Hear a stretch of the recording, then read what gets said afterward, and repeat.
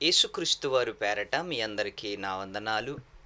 మరి ఈ అవకాశం ఇచ్చిన కన్న తండ్రి అయిన దేవుడికి కృతజ్ఞతాస్తుతులు చెల్లిస్తూ యూట్యూబ్ను వీక్షిస్తున్న నా ఆత్మీయులందరికీ పెద్దలకు అందరికీ కూడా క్రీస్తు వారి పేరట శుభాభివందనములు తెలియచేస్తున్నాను. మరి దైవ జ్ఞానము అనేది చాలా ప్రాముఖ్యమైనది. లోక జ్ఞానము కంటే దైవ జ్ఞానము, లోకములో ఉన్న ప్రేమ కంటే దైవ ప్రేమ, లోకములో ఉన్న దానికంటే ఎన్నో రెట్లు పరసంబంధమైన దీవెనలు కానీ, పరసంబంధమైన ప్రేమ కానీ, పరసంబంధమైన ఆలోచనలు కానీ, పరసంబంధమైన జ్ఞానము కానీ ఈ లోకములో ఉన్న వాటికంటే ఎంతో బలమైనది, స్వచ్ఛమైనది, ఆదరణ కలిగించేది, మనుషుల్ని బలపరిచేది ప్రియులారా. అందుకే ఈరోజు భూమి మీద 800 కోట్ల మంది అని ప్రపంచ జనాభా.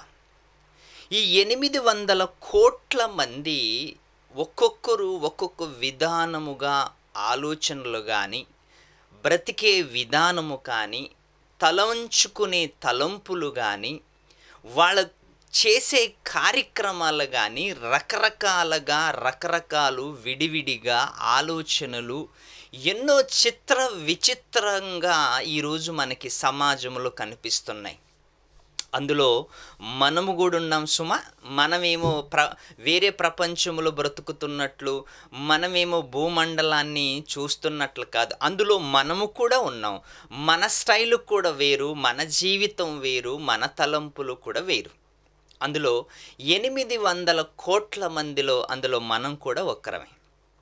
అందుకే బైబిల్ గ్రంథము చాలా విచిత్రమైన మాటలు మనుషులకు నేర్పిస్తుంటుంది. చాలా అద్భుతమైన మాటలు బైబిల్ మనకి బోధిస్తుంటుంది. అది బోధిస్తున్నప్పుడు దానిని అనుసరించాలే కానీ తిరస్కరించకూడదు. అది బోధిస్తుంది అంటే మనము దానిని అనుసరించాలి, తిరస్కరించకూడదు. ఎందుకు అంటే బైబిల్ గ్రంథాన్ని తిరస్కరించాము అనుకోండి, మనము తిరిగి రాని నరకానికి వెళ్ళిపోతాం. అందుకే ఎప్పుడు కూడా బైబిల్ గ్రంథాన్ని తిరస్కరించకుండా అనుసరించటానికి మనం ప్రయత్నం చేయాలి. మరి ఈ భూమి మీద దేవుని ప్రణాళిక అనేది చాలా ఉన్నతమైనది ప్రియులారా. ఓకే, నీ ప్రణాళిక, నా ప్రణాళిక, మంత్రి గారి ప్రణాళిక, ప్రధానమంత్రి ప్రణాళిక, ఈ ప్రణాళికలు కాదు, ఇవి చాలా చిన్నవి. ఓకే, ప్రజల ప్రణాళికల కంటే దేవుని ప్రణాళిక చాలా విచిత్రమైనది, పవిత్రమైనది. మన ఆలోచనలకు అందనిదే దేవుని ప్రణాళిక. మరి ఈ ప్రణాళికలో దేవుడు మనకి ఏం చెప్పాలనుకుంటున్నాడు? దేవుడు మనకి ఏమి నేర్పించాలనుకున్నాడు? తన గ్రంథము ద్వారా మనకి ఏం తెలియచేయాలనుకుంటున్నాడు? ఇది మనం ఈరోజు ఆలోచించాలి, చాలా చక్కటి విషయాలను. ఎందుకంటే దేవుని ప్రణాళిక నీకు నాకు అంత సాధారణంగా అర్థమయ్యేది కాదు, అంత సాధారణంగా అర్థమయ్యేది కాదు, అంత సాధారణముగా తెలుసుకొని సులువుగా నడిచేది కూడా కాదు. చాలా కఠినమైనది, కష్టమైనది. చాలా జీవితాలను పణముగా పెట్టి నేర్చుకోవలసినదే దైవ గ్రంథం. ఇంకపోతే దేవుడు ఈ లోకాలకు పునాది వేయబడక ముందు, ఈ లోకాలని కలిగించటానికంటే ముందు, మన కళ్ళు ముందు కనిపిస్తున్న ఈ లోకము మధ్యకాలములో మధ్యలో వచ్చినది. అందుకే దేవుడు ప్రతి దానిని శూన్యములో ఉంచాడంట. ఆకాశం అనేది ఒక గొడుగైతే ఆ గొడుగు కింద ఈ లోకము మనకి కనిపిస్తుంది. ఏమండి, ఆకాశం ఎక్కడ చూసినా ఆకాశమే, దానికి అద్దులేని ఆకాశమే దేవుడు కలిగించాడు.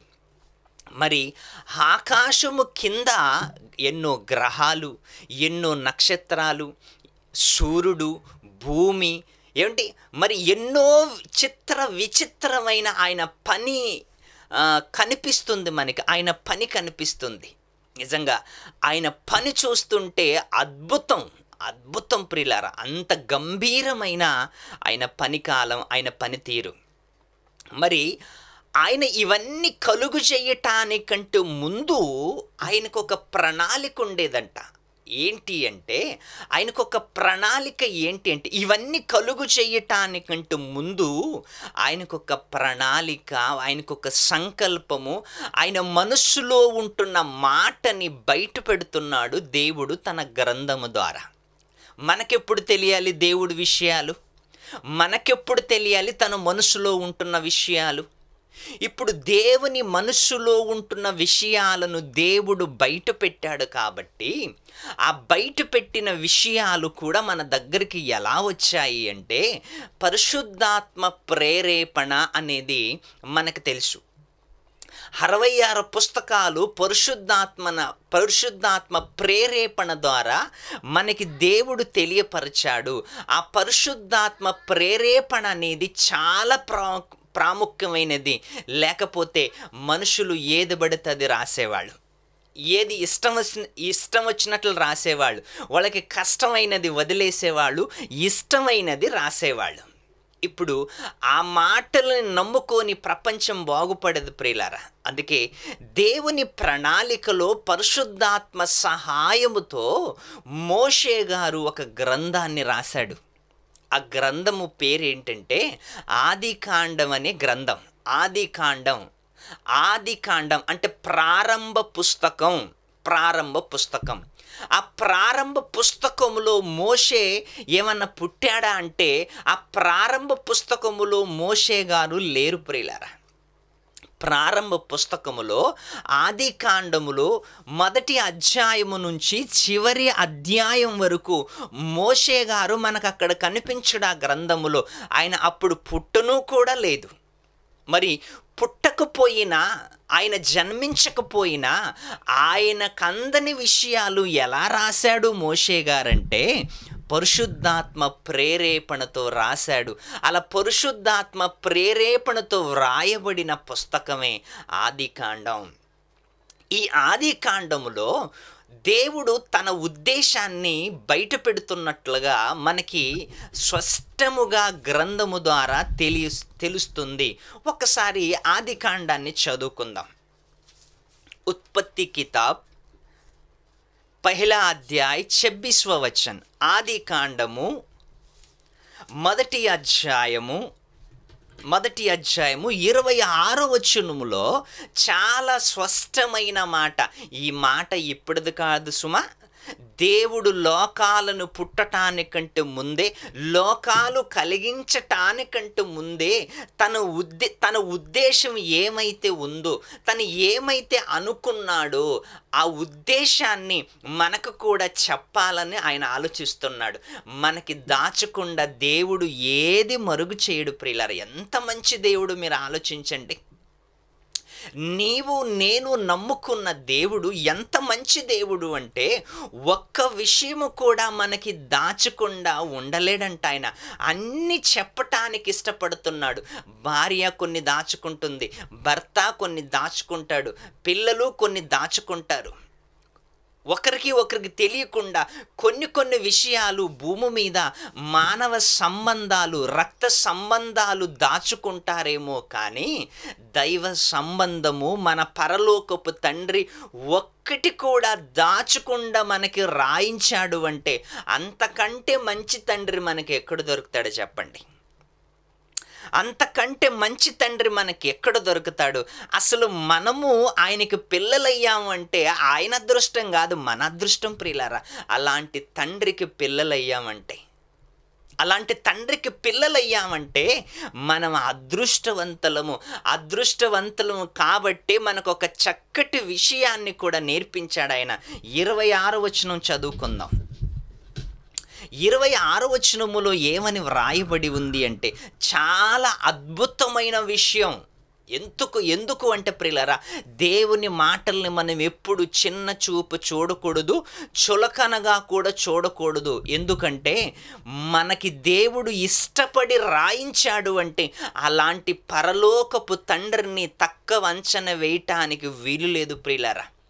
చేతనైతే ఆయన మాటలు చదువు, చేతనైతే ఆయన కోసం బ్రతుకు, లేకపోతే ఆయన మీద నిందలు వేసి మాత్రం బ్రతకకు.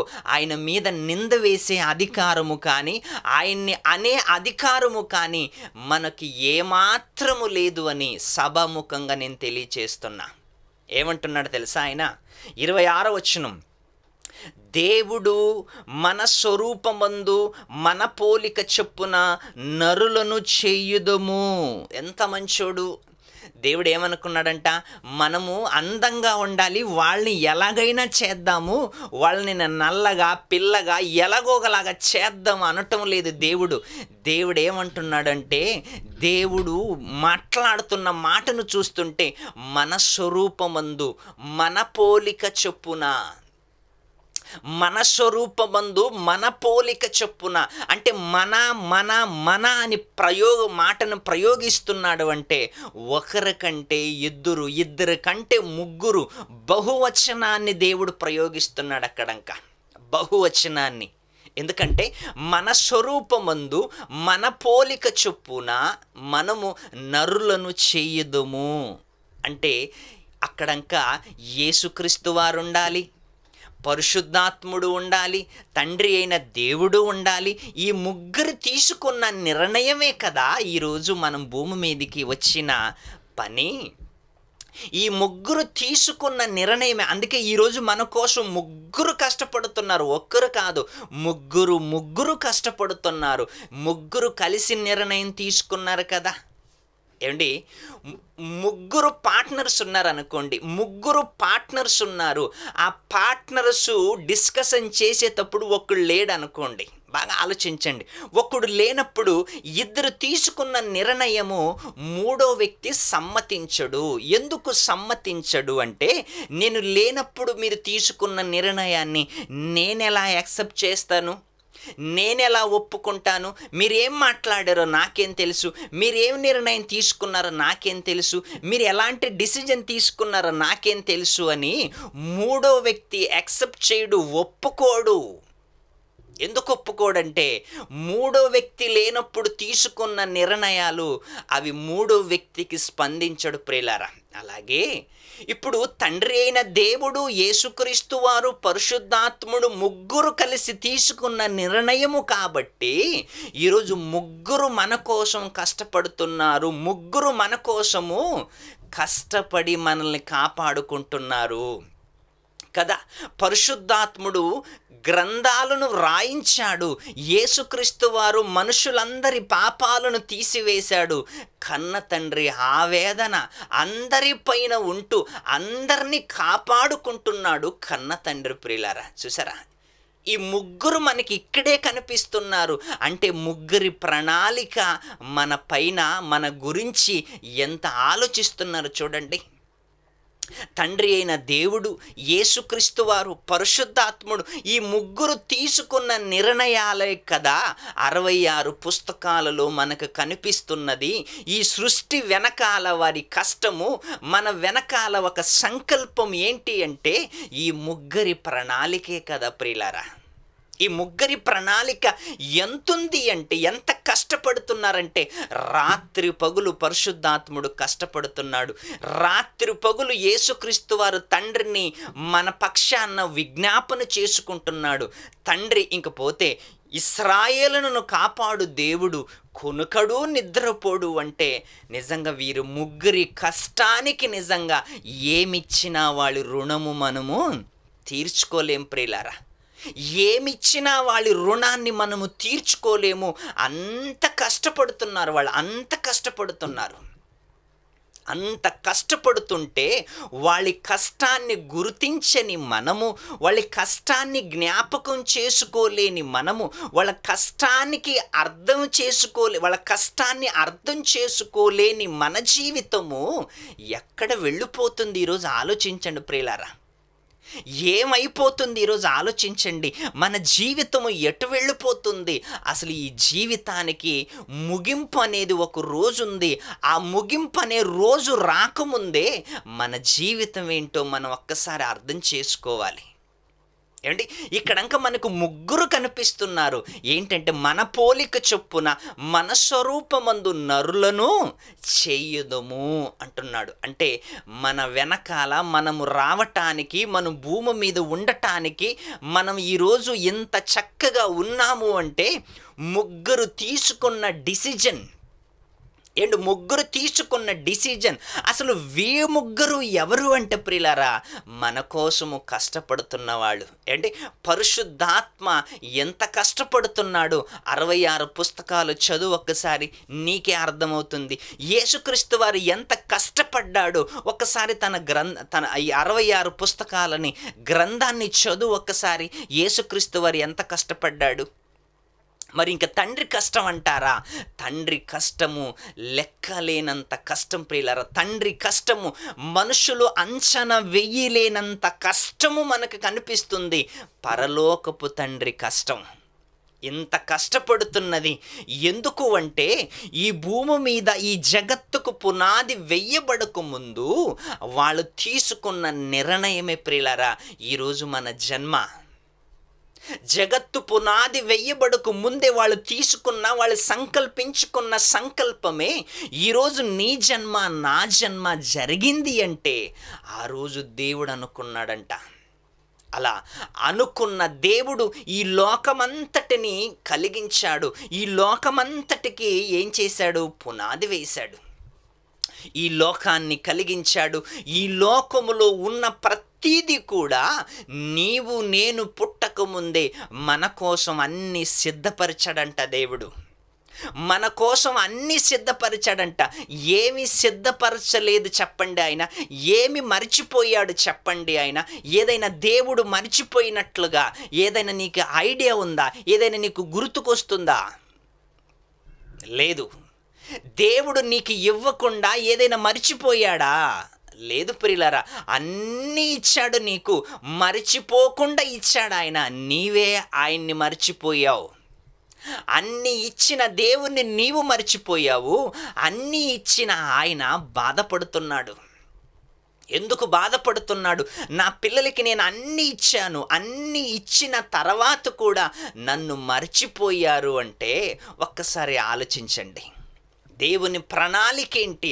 అసలు దేవుని ఉద్దేశం ఏంటి?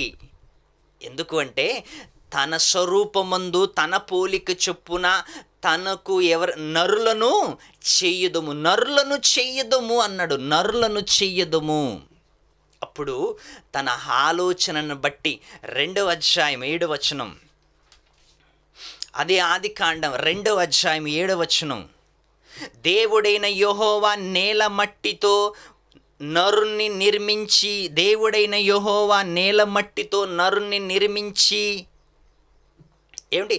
నరుణ్ణి నిర్మించి నాసికారంధ్రములలో జీవవాయువును ఊదగా నరుడు జీవాత్మాయను. ముందు ఆకారాన్ని చేశాడు, తర్వాత తన జీవాన్ని, తన శ్వాసని ఊదాడు. ఏమిటి? ఒక ఆకారాన్ని తయారు చేశాడు. ఆకారం తయారు చేశాడు అంటే అది ఆకారము కదలాలి అంటే, ఆకారం మాట్లాడాలి అంటే, ఆకారము చూడాలి అంటే, ఆకారము దేవుని ఉద్దేశాలను తెలుసుకోవాలి అంటే, ఏమండి, తనలోని జీవాన్ని, తనలోని శ్వాసని ఆదాములోకి ఊదాడు. అప్పుడు ఆదాము ఏమయ్యాడంట? జీవవాయువును ఊదగా నరుడు జీవాత్మ ఆయను. అంటే ఆత్మ లోపులోకి వెళ్ళిపోగానే, లోపులోకి వెళ్ళిపోగానే నరుడు ఏమైపోయాడంట? కదలికలు వచ్చేసాయంట. నరుడికి కదలికలు వచ్చేసాయంట. నరుడికి కదలికలు వచ్చేసాయి అంటే జీవము లోపులోకి వెళ్ళిపోయింది. ఆ జీవము దేవుని భాగము అని మనం అర్థం చేసుకోవాలి. ఆ జీవము దేవుని భాగము. ఆ భాగము ఆదాములోకి వెళ్ళాక, ఆ భాగము ఆదాములోకి వెళ్ళిన తర్వాత ఆదాము నడవటానికి ప్రారంభించాడు, మాట్లాడటానికి ప్రారంభించాడు, చూడటానికి ప్రారంభించాడు, కదలటానికి ప్రారంభించాడు. అంతకుముందు ఒక బొమ్మలాగా, ఒక శవములాగా, ఒక నిర్జీవ ఆకారంలాగా పడి ఉన్న ఆదాము గారిని ఎప్పుడైతే దేవుడు తన జీవాన్ని లోపలికి ప్రవేశపెట్టాడో ఆ ఆదాం ఏమైపోయాడంట తెలుసా? బ్రతికే ప్రాణి, అంటే జీవించే ప్రాణి, జీవించే మనిషి అయిపోయాడంట.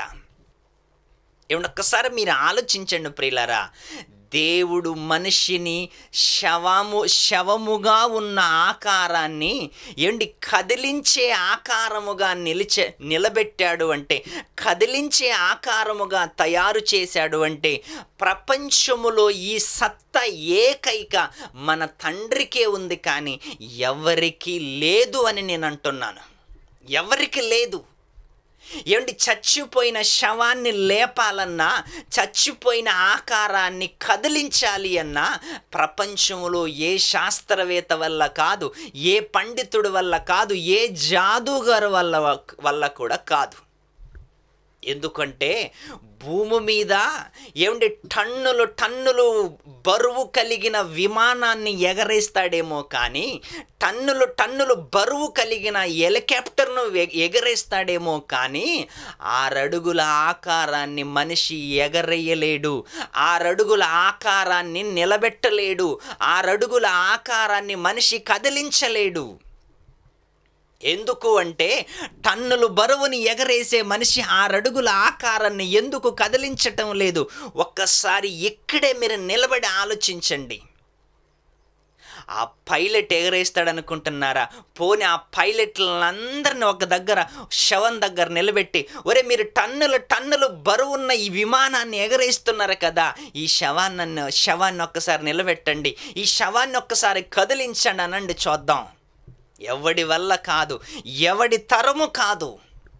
అది దేవుడికి మాత్రమే అసాధ్యం, అది దేవుడికి మాత్రమే సాధ్యం, అది దేవుడు ఒక్కడే చేయగలడు, ఇంకెవ్వరూ లేదు ప్రియులారా. అది దేవుడు ఒక్కడే చేయగలడు. దేవుడికి అసాధ్యమైనది ఏది లేదు, అన్నీ సాధ్యమే ఆయనకి. ఏమంటున్నాడు? నరుణ్ణి నేల మట్టితో, దేవుడైన యెహోవా నేల మట్టితో నరుణ్ణి నిర్మించి వానిని నాసికారంధ్రములలో జీవవాయువును ఊదగా నరుడు జీవాత్మాయను. శవముగా పడి ఉన్న మనిషిని నరుణ్ణి దేవుడు తన జీవాన్ని ఊదగానే నరుడేమైపోయాడంట?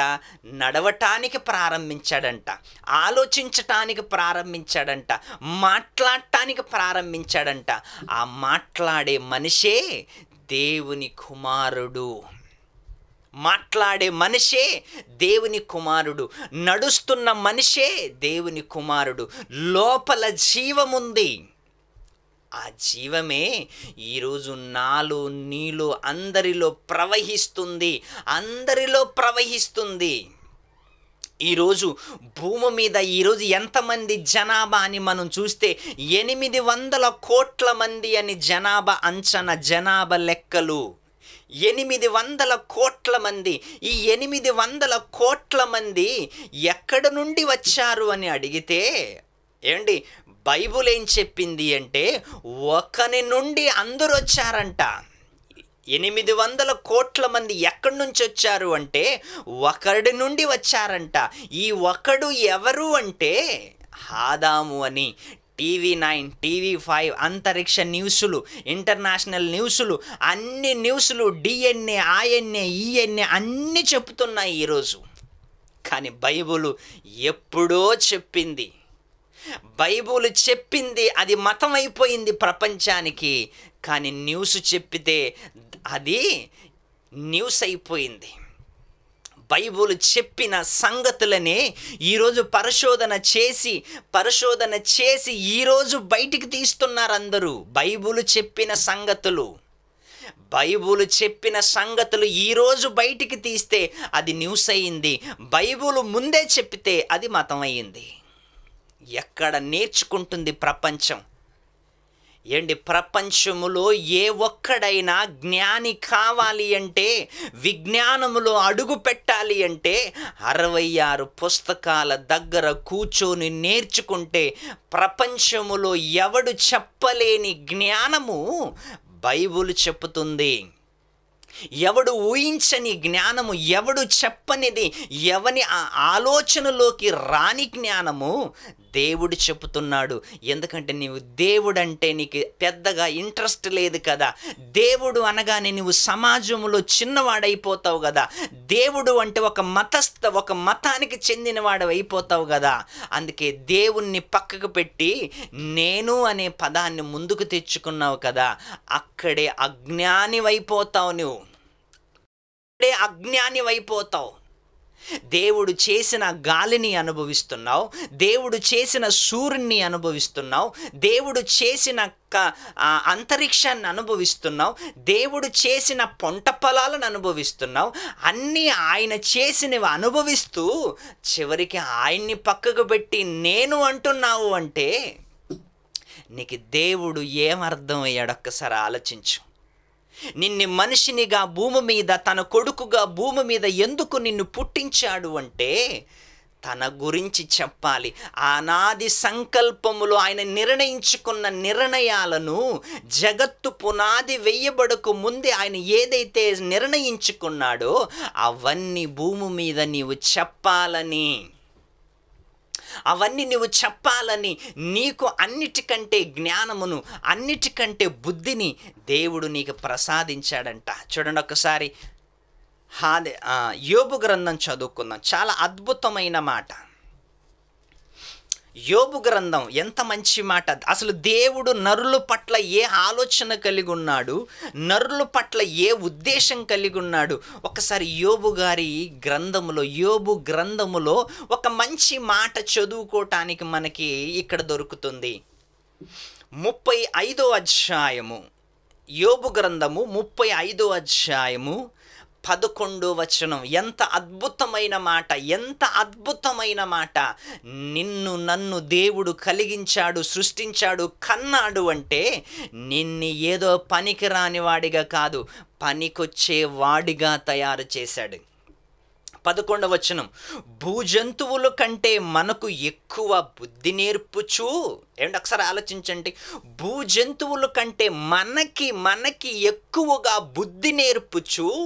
భూజంతువులకి పావు కేజీ బుద్ధి ఉంటే నీకు కేజీ ఉందని అర్థం. వాటికి కేజీ ఉంటే నీకు 10 కేజీలు ఉందని అర్థం. ఏంటి? కూరగాయలు కాదు, బుద్ధి.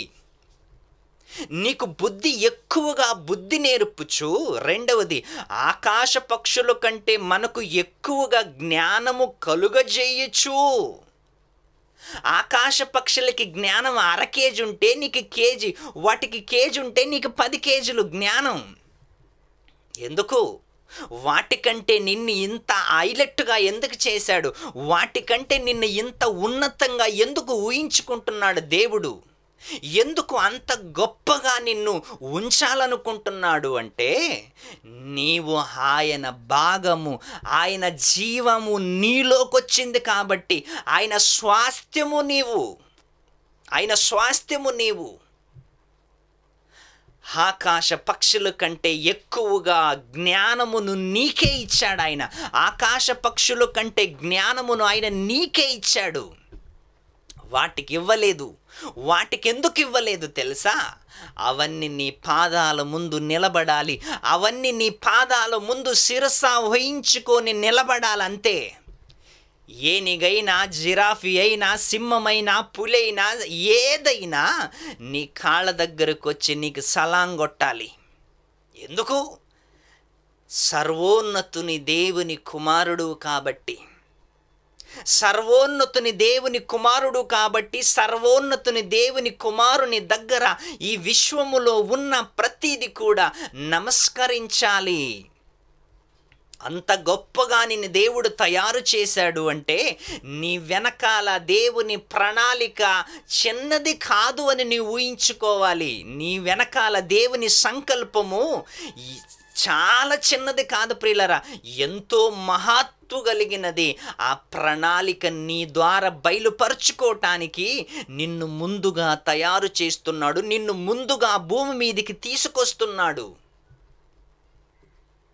ఆకాశ పక్షుల కంటే మనకు ఎక్కువగా జ్ఞానమును కలుగజేయచ్చు నన్ను సృష్టించిన దేవుడు ఎక్కడ ఉన్నాడు అని అనుకునే వారు లేరంట. నన్ను సృష్టించిన దేవుడు ఎక్కడ ఉన్నాడు అని అనుకునే వారే లేరంట. చూసారా, దేవుడు ఒక సంకల్పాన్ని ఆలోచిస్తే మనిషి ఇంకొక రకంగా మారిపోయాడు. దేవుడు అనాది సంకల్పాన్ని సమాజంలోకి తీసుకురావాలనుకుంటే అసలు సమాజంలో దేవుడు అనేవాడే లేడు అనే ఆలోచనలో మనిషి ఉన్నాడు ప్రియులారా. దేవుని ఉద్దేశాలను ఒక్కసారి మనసు పెట్టి ఆలోచించు, నీకే అర్థమవుతుంది. దేవుడు నిన్ను నన్ను ఈ భూమి మీదికి తీసుకొచ్చాడు అంటే ఒక్కసారి ఆలోచించు ప్రియులారా. మన ఇండియా వాళ్ళని చాలామంది విదేశీయులు తీసుకెళ్తారు తెలుసా.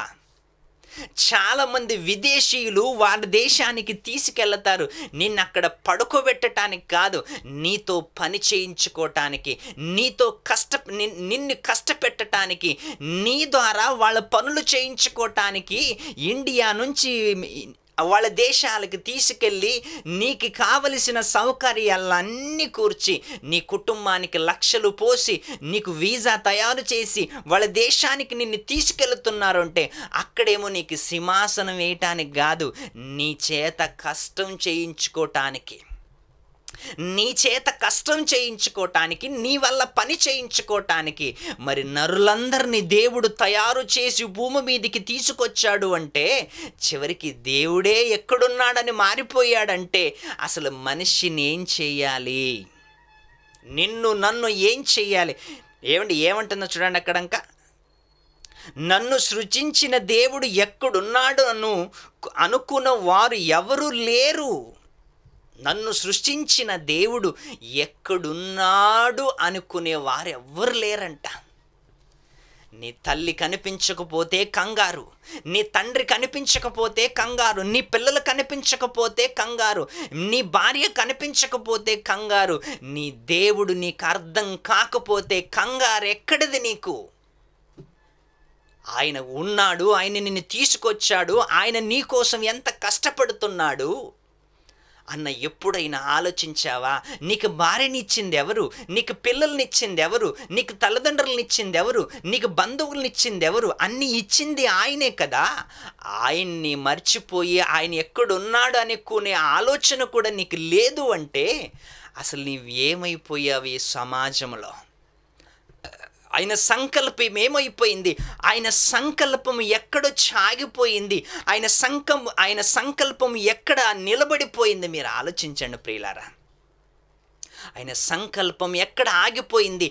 జగత్తు పునాది వేయబడక ముందే ఆయన సంకల్పించుకున్న సంకల్పము ఎక్కడ ఆగిపోయిందో మీరే ఆలోచించాలి. ఎక్కడ ఆగిపోయింది? ఎవరి ద్వారా ఆగిపోయింది? ఎక్కడొచ్చి ఆగిపోయింది? ఎక్కడ దాకా ఆగిపోయింది ఆయన సంకల్పం?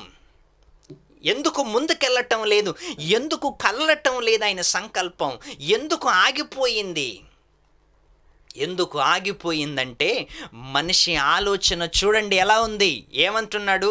నన్ను సృజించిన దేవుడు ఎక్కడున్నాడని అనుకున్న వారు లేరు కాబట్టి సంకల్పం అక్కడే ఆగిపోయింది.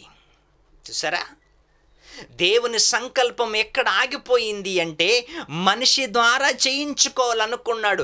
మన స్వరూపమందు మన పోలిక చొప్పున నరులను చేయుదము అనుకున్నాడు. చూసారా, ఆ నరుడే ఏమనుకుంటున్నాడంట? దేవుడు ఎక్కడున్నాడు అనుకునే ఆలోచనలోనే లేడంట. నీ మొబైల్ పోయిందంటే టెన్షను, నీ డబ్బులు పోయిందంటే టెన్షను, నీ భార్య కనిపించకుండా పోయిందంటే టెన్షను. కానీ దేవుడు నాకెందుకు అర్థం కావటం లేదు, దేవుడి గురించి నేను ఎందుకు ఆలోచించటం లేదు అని ఒక్కసారైనా ఆలోచించుకుంటున్నావా?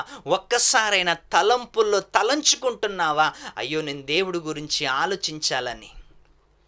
దేవుడు లేనిదే గాలి లేదు, దేవుడు లేనిదే సూర్యుడు లేడు, దేవుడు లేనిదే ప్రకృతి లేదు, దేవుడు లేనిదే నీవు కూడా లేవు. ఆయన ఉన్నాడంటే నీ ఉన్నావు, ఆయన ఉన్నాడంటే ప్రకృతి ఉన్నది, ఆయన ఉన్నాడంటే అన్నీ ఈరోజు నీకు సౌకర్యాలు నీ కళ్ళు ముందుకి వస్తున్నాయి అంటే ఆయనను బట్టే కదా, ఆయన సంకల్పాన్ని బట్టే కదా. ఆయన సంకల్పం ఈరోజు నరుడి దగ్గరకు వచ్చి ఆగిపోయింది అంటే అసలు నరుడి ఆలోచనలు ఏమైపోయాయి? ఈరోజు నరుల ఉద్దేశం ఏమైపోయింది? ఇలాంటి అనేకమైన సంగతులను ప్రియులారా ఇంకా మనం ఎక్కువగా ముందు రోజుల్లో ఆలోచిస్తూ ముందుకెళ్దాం. ఇంతటితో సెలవు తీసుకొని ముగిస్తున్నాను.